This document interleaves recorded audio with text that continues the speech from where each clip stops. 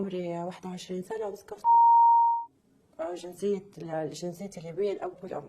علاقتي بعائشة تعرفت عليها عن طريق بنت.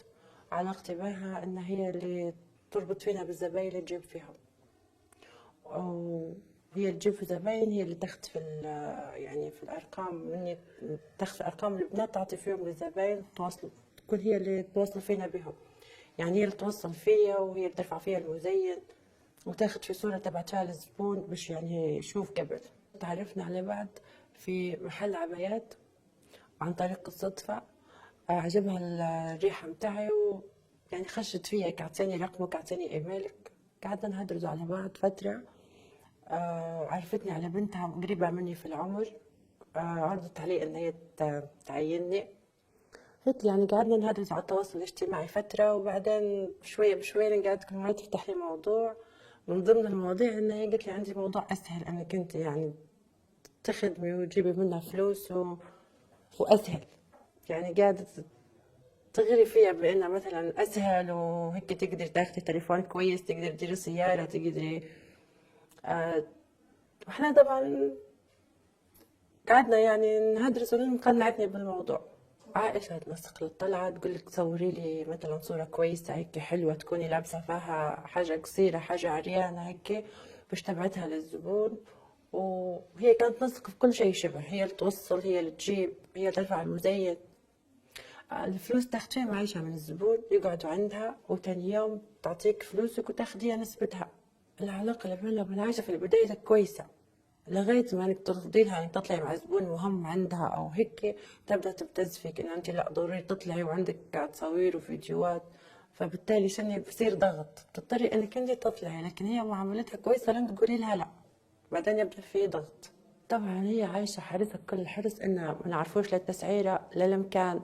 هي وبنتها بس اللي يكونوا عندهم المعلومات، هي ما تعرفيش لين توصلي تقول لك طرابلس برا طرابلس برا طرابلس، وحتى التسعيرة ما تعطيها لكش، مرات لين تتفاجئي بالسعر أكثر من اللي أنت خديتيه.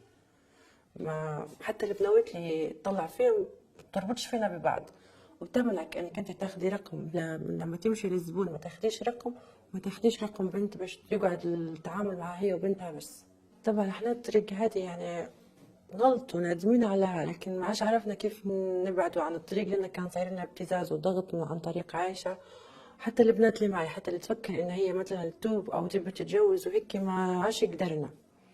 وربط نضارة النافعة يعني كانت عبرة، وإحنا نادمين إن مثلا على الغلط اللي درناه وهيك، لكن ما عادش عرفنا كيف نوخر على الطريق هي، بحكم إنه ابتزاز كان صاير بفيديوهات بهيك بمحادثات.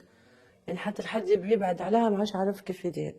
يتصل الزباين بعائشة ويلصقوا معاها في موضوع واحد ويعطفوها في مبلغ مالي، ويقولوا بعتلي تقدر تتصل بيها، أنا بعت لها في تصاويري كانت أنا عجبت بيت، تم التلصيق معاه وتوصلني لعند الباب استراحة، تاخد في فلوسي، تاني يوم تروح بيا وناخد تاكسي ونروح.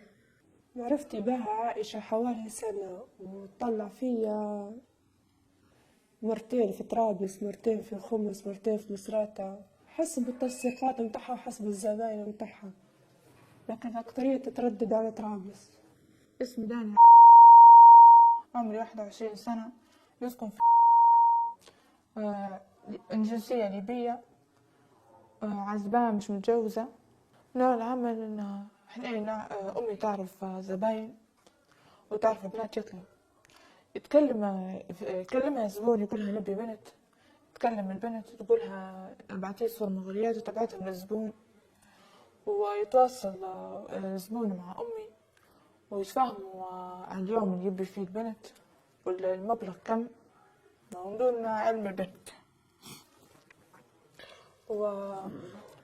ويقولها امتى يباها ويتفاهموا، ويبعت لي أنا الموقع ونوصل له البنت، نستلم الفلوس قبل ما تنزل البنت. البنت لما تروح من السهرة تاخد 1000 دينار، أمي تاخد نسبتها 500 دينار. من الأول كنت نوصل بنات هيك ماشي عادي يعني سوق واحد. بعتالي وصلت مرة بنت من طرف أمي، وصلتها واخدتها 50 دينار. أنا ما يغلطش غلط في هذا. خشوش في حاجة فيك.